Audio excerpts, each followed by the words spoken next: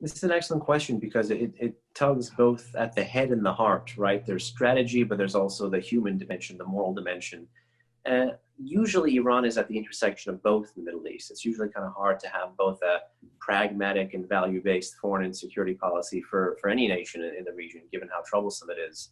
But with the case of hostages in the Islamic Republic, dual nationals, as you know, Kylie Moore is a British Australian. Nazanin Zaghari Ratcliffe, another hostage, is an Iranian Brit.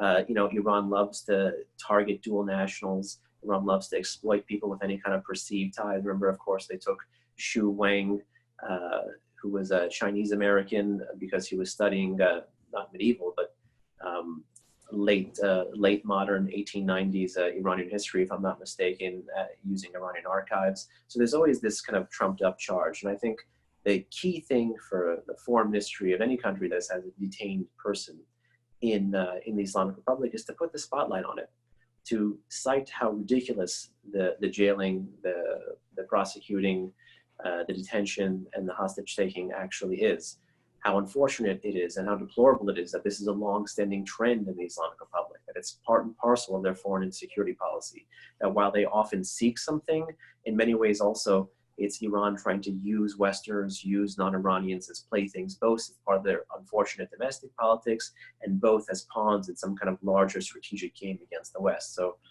I think in this case, while I understand anyone who would want to come to me and say, oh, no, please, we don't want to aggravate the situation, in this case, I think a full spotlight approach is going to be helpful. And if not helpful in attaining her release in the short term, it will be in the medium to long term. But in the short term, these things get reported in the prisons of Iran.